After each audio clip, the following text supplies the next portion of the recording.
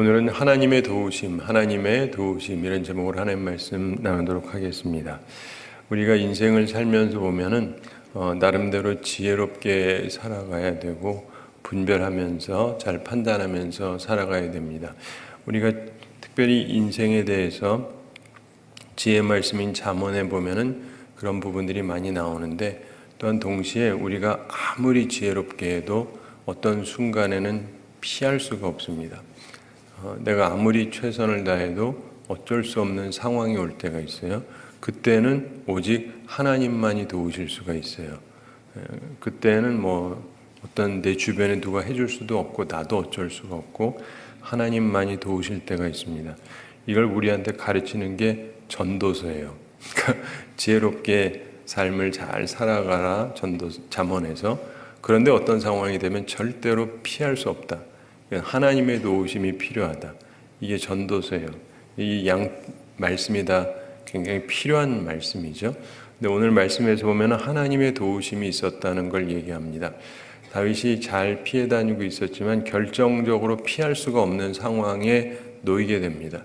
그때 하나님이 도우셨다는 이야기를 하는 것인데, 우리들도 그런 은총을 꼭 입는 사람들이 되기를 바랍니다.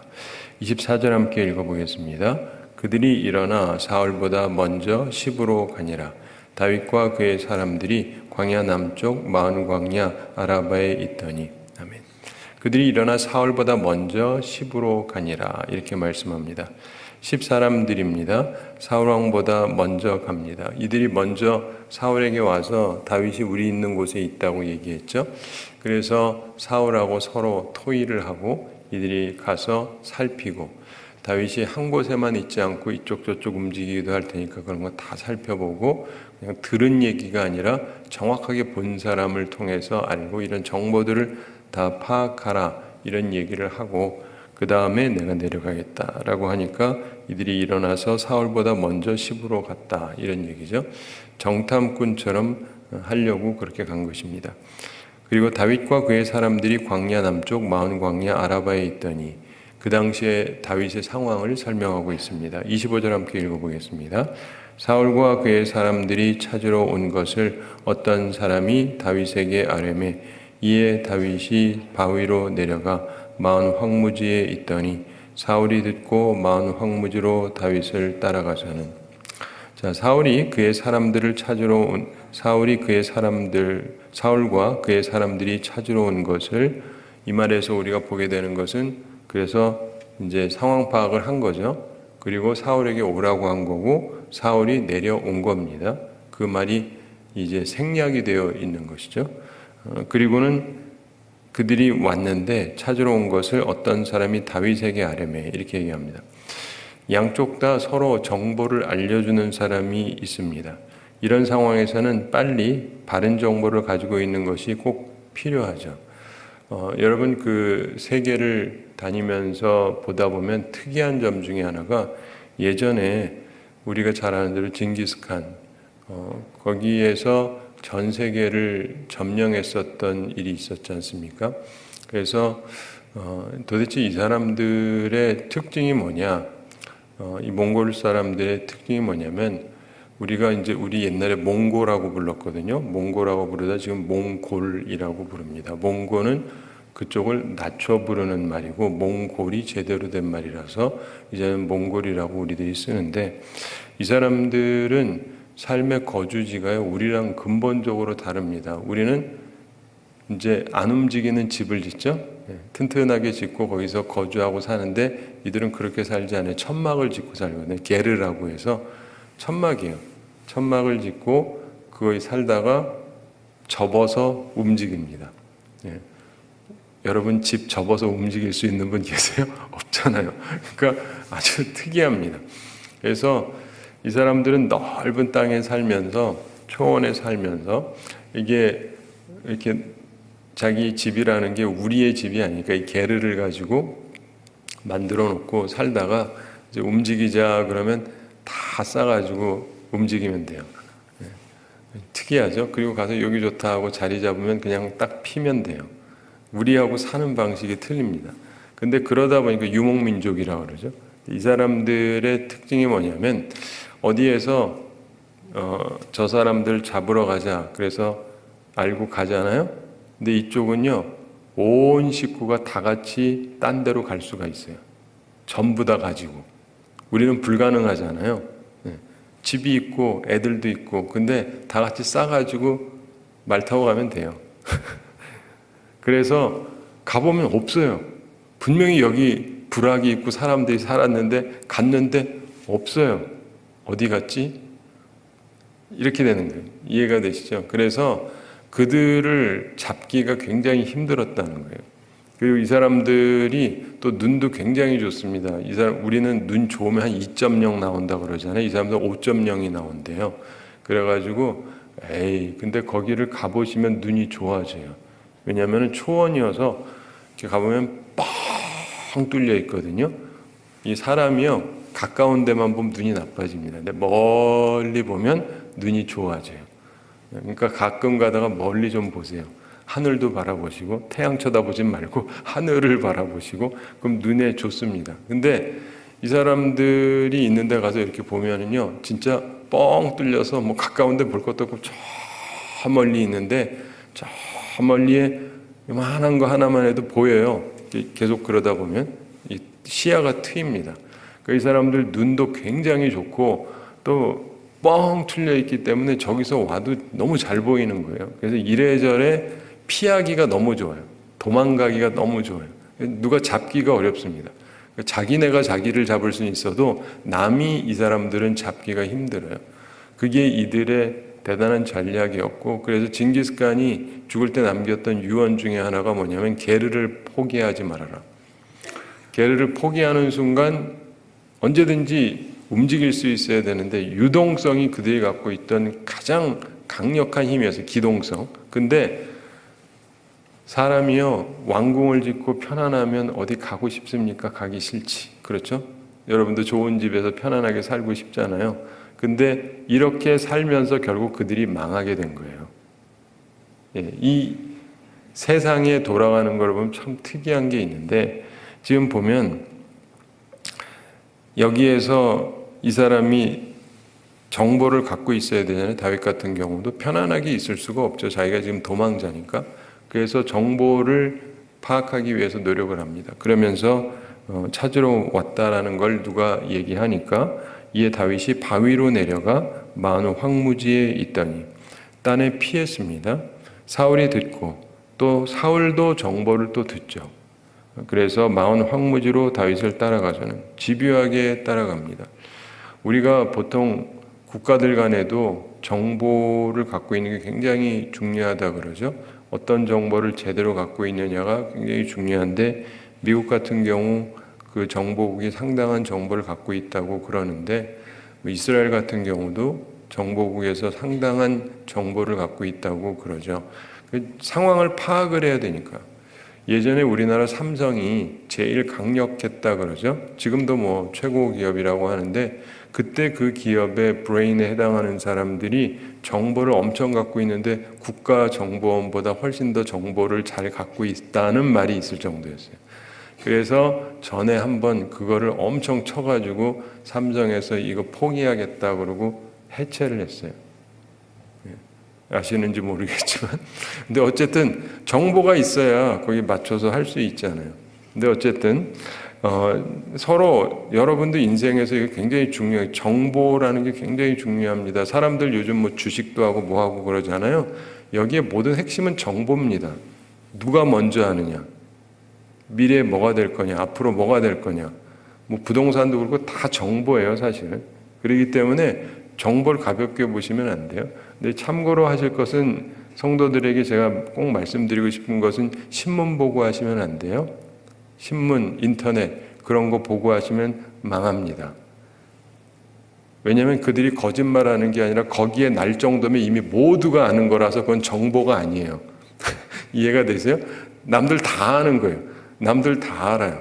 그때쯤 이게 너무 잘 된다, 10배 올랐다, 그때 사시면 그때부터 떨어져요. 이거 굉장히 중요한 정보예요. 그거 보고 신문에 그렇다, 요즘에 이런 데들, 그래서 하시면은 망하기 딱 좋습니다. 그러니까 남들 다 아는 거 가지고 해가지고는 그냥 마지막에 뛰어든 사람이라서 확실하게 망하니까 그런 거 그냥 참조만 하시고 그걸 내 행동의 지침으로 삼으시면 안 돼요. 여론에서 얘기하는 건 그냥 거짓말은 아니지만 그걸 따라서 움직이시면 망하기 딱 좋습니다.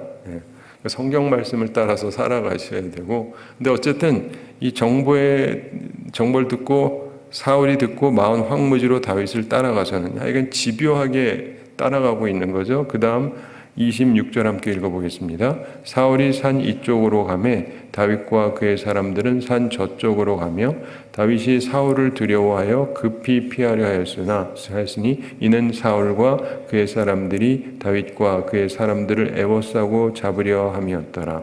아멘. 사울이 산 이쪽으로 가매 다윗과 그의 사람들은 산 저쪽으로 가며, 여기서 보면은 다윗이 계속 피한다는 얘기를 하는 거예요. 이 굉장히 중요합니다. 싸우려고 하지 않아요. 다윗은 피하려고 하죠. 저쪽이 나를 잡으려고 하면, 나를 죽이려고 하면 우린 그 다음에 보통 하는 게 뭐죠? 싸우잖아요. 근데 싸우지 않고 피합니다. 그러면서 다윗이 사울을 두려워하여 급히 피하려 하였으니, 다윗은 싸울 생각이 전혀 없었습니다. 그러니까 맞부닥치면은 이게 곤란한 거예요. 그럼 자기도 싸우거나 죽거나 둘 중에 해야 되는데 자기는 싸울 생각이 없기 때문에 사울을 만나는 것 자체를 두렵게 생각을 한 것입니다. 그러면서 이는 사울과 그의 사람들이 다윗과 그의 사람들을 애워싸고 잡으려 함이었더라. 다윗과 함께한 사람들을 이렇게 쭉 애워싸고 공격해 들어오면은 피하기가 어렵지 않습니까? 사울의 전략은 많은 숫자를 의지해서 다윗과 그와 함께한 사람들을 애워싸서 잡으려고 하는 것이었습니다. 다윗과 함께한 사람이 몇백 명밖에 안 되니까 다윗으로서는 위기의 순간이 되었습니다. 이게 위기의 순간이에요. 사울과 함께한 사람들은 많고 다윗과 함께한 사람은 소수고, 이렇게 둘러싸는 순간 그 다음에 끝장나는 거예요. 이건 어쩔 수가 없습니다. 근데 여기서도 우리가 보게 되는 것은 다윗에게는 여러 가지 요소들이 나타나요. 안 싸우고 지나가던 대표적인 사람 중에 하나가 이삭이죠. 이삭, 아브라함의 아들 이삭.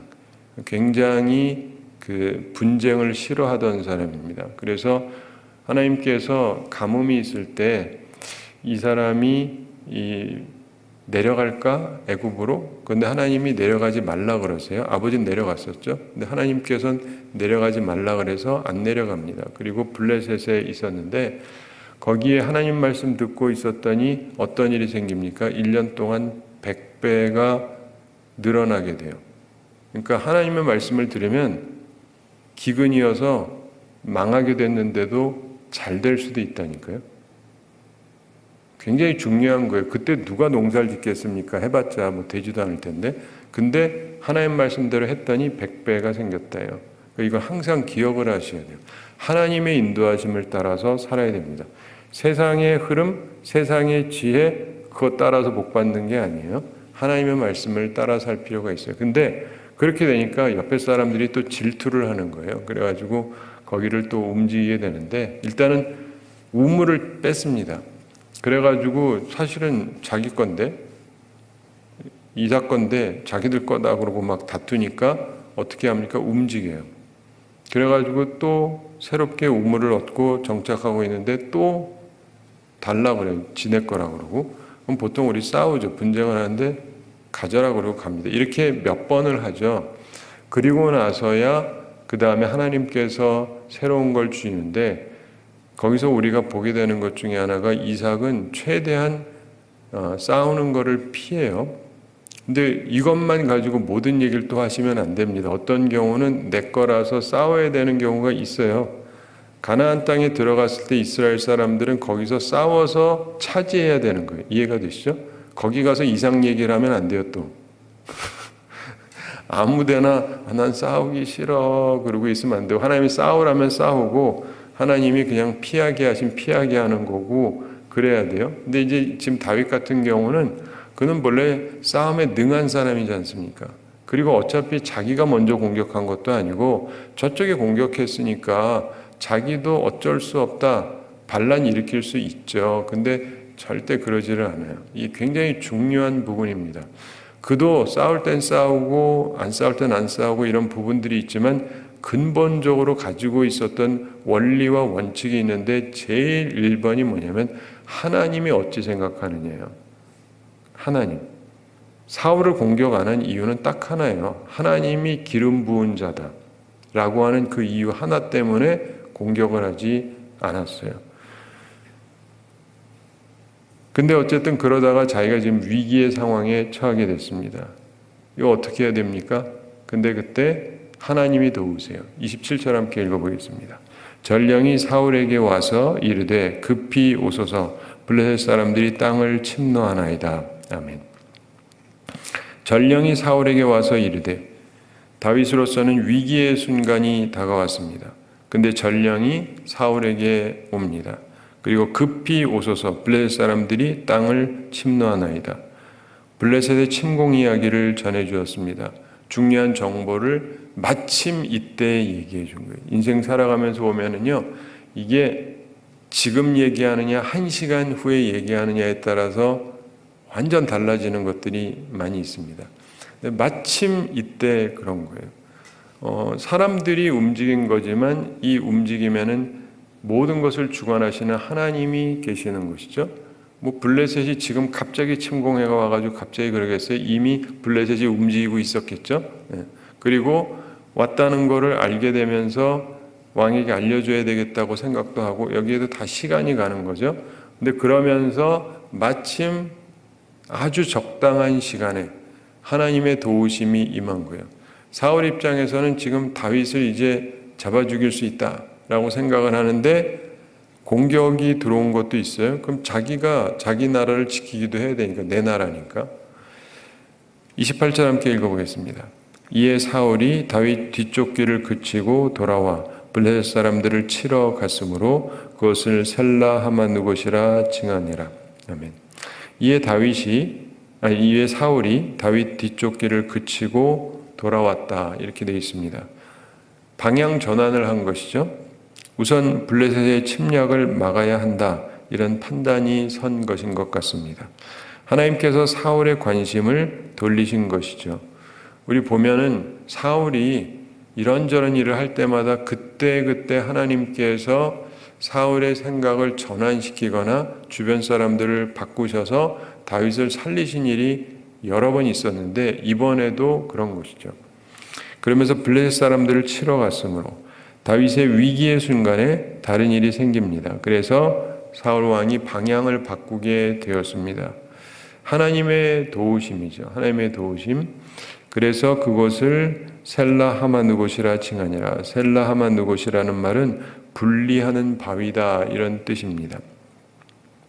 이 마운 동북쪽 약 13km 지점의 황무지 절벽일 것이다 이렇게 학자들이 추정을 하는데 사울이 포위했을 때 블레셋의 침입이 있어서 그냥 포위망을 풀고 그러면서 그것을 보면서 다윗이 지은 이름입니다. 그러니까 처음에 우리 지금 23장을 보고 있는데 23장 14절 말씀 그대로 된 건데 23장 14절에 이런 말씀이 있었습니다. 다윗이 광야의 요새에도 있었고 또 십광야 산골에도 머물렀으므로 사울이 매일 찾되 중요한 것 하나님이 그를 그의 손에 넘기지 아니하시니라. 이게 중요한 거예요. 하나님께서 다윗을 사울의 손에 넘기지 아니하셨다. 이게 중요한 겁니다. 다윗이 지혜롭기 때문에 뭐 그런 것도 있기도 하지만 그러나 하나님께서 다윗을 사울에게 넘기실 생각이 없으신 거예요. 그래서 바로 그것 때문에 하나님의 은혜로 다윗이 살아남게 되는 것입니다. 우리에게 굉장히 중요한 부분인 것이죠. 우리가 살아가면서 이 세상을 다스리시는 하나님, 그분에 대한 것을 항상 기억을 해야 됩니다. 저는 때때로 이런 위기라든가 이런 것들을 보게 되면 이렇게 보게 되는 게 있어요. 예전에 제가 미국에서 목회할 때 특별히 두 분의 불행한 여성들이 있었습니다. 근데 한 분은 남편이 바람 피고 자기 버리고 애도 있는데 딴 여자랑 사는데 그것도 바로 옆에서 또 살아요. 그러니까 이분은 항상 보면 이제 우울하죠. 젊은 분인데 우울하죠. 혼자 사는데 남편이 자기를 버리고 딴 여자랑 바람 펴가지고는 옆에서 또 살고 있고, 자기는 아들하고 혼자 사는데 남의 밑에서 일을 하는데 항상 마음속에 이런저런 생각이 있죠. 그리고 자기는 남편이 돌아오기를 바라고 그러는데 안 돌아옵니다. 끝내 안 돌아왔어요. 안 돌아올 사람이에요. 근데 그러면서 또 남의 밑에서 일하니까 그 주인이 있고 그런데 자기가 그런 거 하나 운영했으면 좋겠고 뭐 이런 마음도 있고 그러기도 하는데, 그러다가 어쨌든 그분한테 저도 처음엔 얘기를 안 했죠. 얘기를 안 하고 시간이 여러 해 지나는 가운데 어떤 말씀을 드렸어요. 성경적인 얘기도 하고. 그래서 그분이 포기를 하고 그리고는 새로운 삶을 살게 됐어요. 그 새 사람을 만나서 결혼을 했습니다. 그리고는 이제 자기가 경제적으로는 풍요롭지 않으니까 하나님 앞에 기도하는 중에 마침 그때 경제가 이렇게 계속 안 좋아지다 보니까 그분이 일하던 곳이 굉장히 잘 되던 곳입니다. 굉장히 돈 많이 버는 곳인데 주인이 정리를 하고 싶어졌어요. 그래가지고 정리를 하려고 그러는데 여러분 아다시피 경제가 안 좋을 땐 또 사겠다는 사람도 없어요. 그래가지고 사겠다는 사람도 없고, 근데 이분은 돈도 없습니다. 근데 제가 몇 가지 방법을 가르쳐 드렸죠. 그랬더니 해가지고 하여간 자기가 원하던 대로 그거를 얻게 됐어요. 그래서 드디어 사장님까지 되셨습니다. 그래서 좋은 걸 얻고 그 다음에 잘 사시게 됐는데, 그러니까 참 어렵게 살던 분이 모든 거를 정리하면서 괜찮게 살게 되는 그런 분도 있고, 또 어떤 분 같은 경우는 이게 지금 전 세계적으로 집값이 엄청나게 올라가 있습니다. 여러분 우리나라만 올라가 있는 게 아니에요. 미국도 그렇고요. 말도 안 되게 집값이 올라가 있습니다. 엄청나게 올라가 있어요. 이렇게 되면 언젠간 뻥 터집니다. 언젠간 뻥 터져. 집 가지신 분들은 그런 날이 올 수 있다는 걸 기대하셔야 돼요. 그래서 제가 몇 년 전에 여기 오기 전부터도 젊은 부부가 갭 투자에서 3분이 있어가지고 제가 얘기를 했어요. 언젠가 터질 테니까 대비하시라고. 그러고 계속 올라가는 게 아닙니다. 항상 전반적인 거를 보고 계셔야 돼요. 그래서 전에 떨어지기 전에 이분들은 정리해가지고 좀 삶을 평안하게 하고 있는데, 우리 인생 살면서 보면은요, 돌아가는 거에 대한 이해를 하고 있으셔야 돼요. 그리고 대신에 그런 일이 생기잖아요. 그러면은요, 드디어 집 없는 사람이 집 살 수 있는 때가 와요. 폭락을 하면. 이해가 되시죠? 올라가니까 못 사지 폭락을 하면은요 살 수가 있죠. 전에 제가 미국에 있던 교회 대부분의 교우들이 집을 소유하고 있었는데 어떤 권사님이 있었어요. 이분은 남편이 좀 경제적으로 유능하지를 못해요. 그래가지고 남편이랑 아들이랑 살고 있는데 돈이 가장 없는 분 중에 한 분이에요. 그래서 항상 어렵게 사시는데 이분도 평생 일을 하고 일하지 않으면 살 수가 없으니까, 부인인데 같이 일해도 먹고 살기가 굉장히 힘든 그런 집안이었어요. 근데 그러다가 어느 날 저한테 찾아오셨어요. 그러면서 목사님, 집값이 너무 내려와가지고 요즘에 제가 사는 집이 나왔는데, 이분도 이제 월세를 내고 있는데 너무 내려와가지고 이 정도면은 대출 받아서 갚아도 살 수 있지 않나 싶은데 월세보다 대출이 싸대요. 이해가 되세요? 하도 폭락을 해가지고 월세보다 대출이 싸요. 그리고 뭐 그 당시 미국에서는 이렇게 많이 집어넣어야 되는 것도 아니에요. 우리나라는 기본적으로 많이 넣어야 되지만, 근데 또 낮은 거는 우리나라도 좀 많이 빌려주죠. 근데 그러면서 물으시더라고요. 그래서 제가 뭐라 그랬겠어요? 사세요. 하나님이 주신 기회입니다. 사셨어요. 드디어 이분은 평생 자기는 집이 없을 줄 알았어요. 그리고 그 다음에는 이제 더 나이 든다면 어떻게 해야 되나 걱정하고 있었는데 온 세상이 망하는 것 같은 폭락하고 그러는 중에 이분은 집을 샀어요. 그러니까 하나님의 은혜를 입는다는 것은요, 꼭 잘 될 때만이 아니라 안 될 때도 그렇고 하나님의 뜻을 따르면서 살다가 보면 하나님의 은혜가 여기저기서 임하는 거예요. 네. 그래서 신앙생활이 재미가 있는 거예요. 근데 교회를 다니면서 신앙생활의 재미를 잘 못 느끼신다는 거는 좀 미안한 말인데 대단히 불행한 거예요. 근데 왜 그러냐면 하나님의 뜻을 잘 안 따르니까. 그리고 맨날 세상 뉴스만 듣고, 뉴스 들으셔도 돼요. 근데 그거를 믿고 이것이 하나님의 말씀인 것처럼 믿고 그 말씀대로 살아가시면 망합니다. 되는 거 하나도 없어요. 이거는 제가 수십 년 동안 보면서 내린 결론이에요. 세상의 모든 전문가들이 하는 얘기들 거짓말은 아니지만은 정확하지가 않아요. 왜냐하면 그들이 하나님이 아니기 때문에. 그래서 우리가 살아가면서 하나님의 말씀을 따라 살아가고 세상에 있는 얘기는 그냥 참조만 하시면 돼요. 참조만. 모르면 안 되니까 세상 돌아가는 것도 아셔야죠. 그렇지만은 참조 차원이지 우리의 모든 지침은 성경에서 나오고 하나님으로부터 나와야 되는 것입니다. 여기서도 하나님께서 다윗을 도와주신 거예요. 근데 이후에도 말하겠습니다만은 그런데 그래서 다윗이 계속해서 거기 있었느냐? 아니에요. 이것도 깨달아야 돼요. 지금 도와주신 거지 앞으로도 하나님께서 계속 이렇게 도와주실 것이다라고 생각을 하고 있으면 곤란해요. 제가 농담 삼아 자주 하던 얘기인데 저는 어렸을 때, 어렸다라는 게 젊었을 때 하나님을 위해서 뭐 의롭게 산다고 노력을 많이 하긴 했는데 그러면서 제가 느꼈던 게 위기에 처했던 일들이 있어요. 근데 그때마다 하나님이 건져주셨으니까 지금까지 살아있겠죠.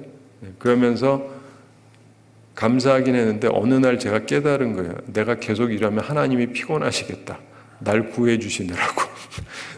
어떤 건 내가 알아서 피해야 되는데 피할 생각이 없으니까. 그래서 이것도 옳은 건 아니구나. 어떤 경우는 맞서야 되고 해야 되지만 어떤 거는 피해야 되는구나 하는 거를 하나씩 알게 됐습니다. 사랑하는 성도 여러분, 우리가요 분별하셔야 돼요. 성경에 있는 어느 하나만 딱 보고 이걸로 평생 가려고 그러시면 안 돼요.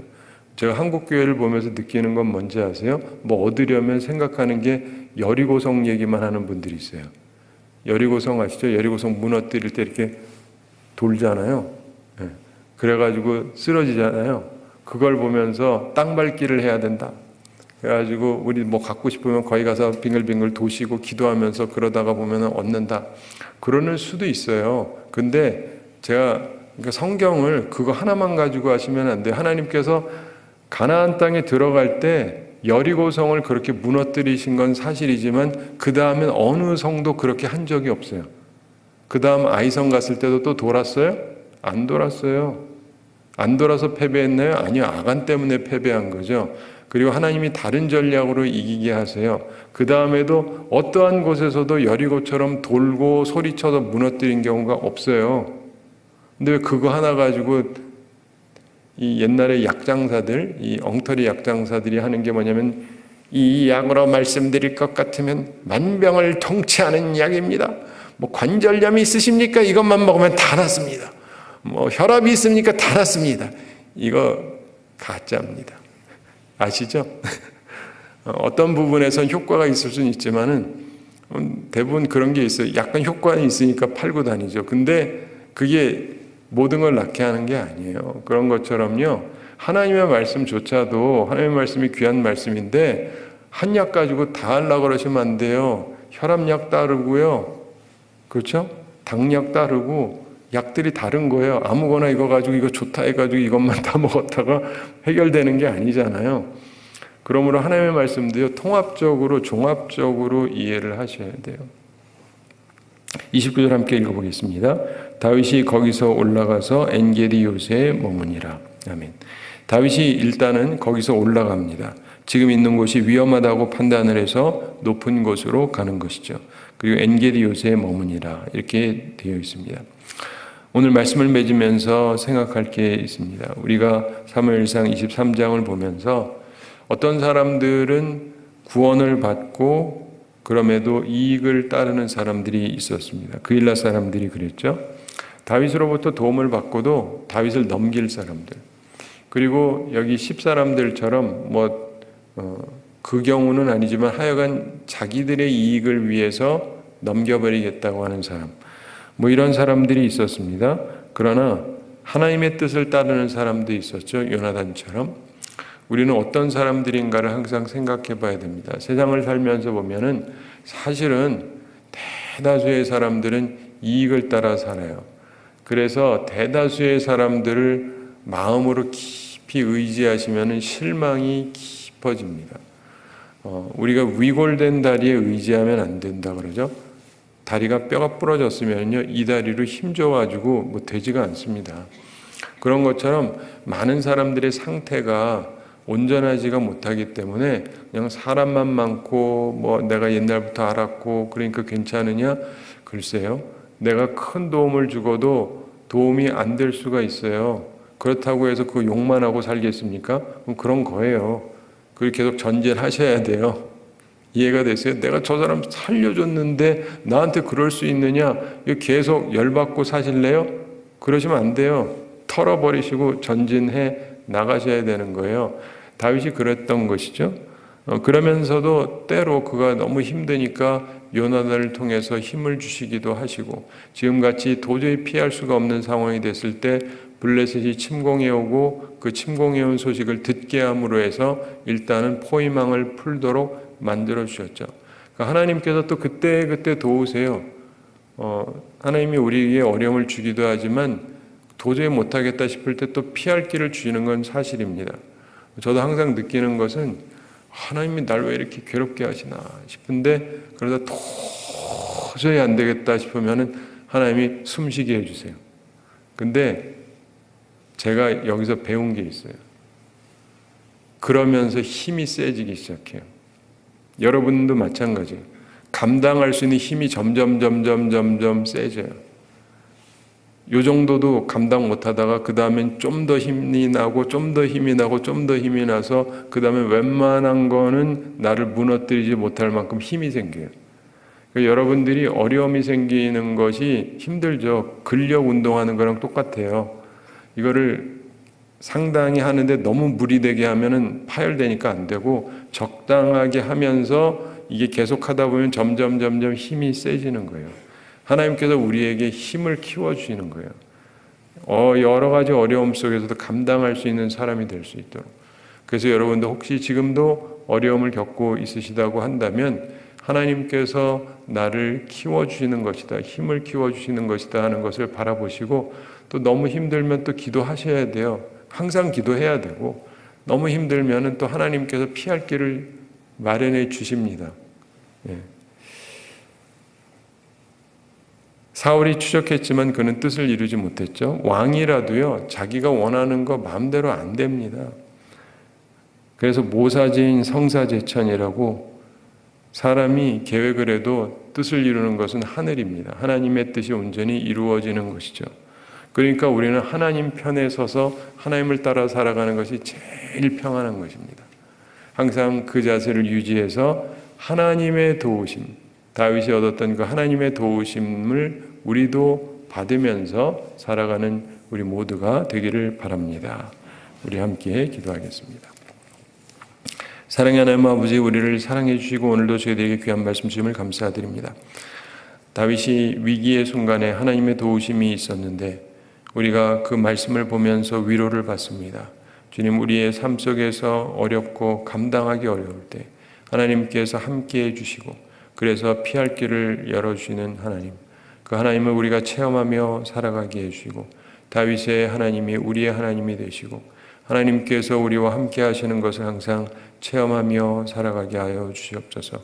오늘도 주의 전에 나와싸우니 우리를 긍휼히 여겨주시고 우리를 어여삐 보시고 하나님께서 우리를 선한 길로 인도하여 주시옵소서. 하나님, 우리 성도들에게 함께해 주셔서 영육간에 강건케 해주시고 일용할 양식 공급해 주시고 시험에 들지 않고 악과 싸워 이기는 주의 용사들이 다 되게 하여 주시옵소서. 오늘도 주님과 함께 동행하면서 주님이 도우시는 힘을 가지고 승리하며 살아가게 하여 주시옵시고 새해를 위해서도 아름다운 계획들을 할 수 있도록 축복해 주시옵소서. 감사드리며 예수님의 이름으로 기도드리옵나이다. 아멘.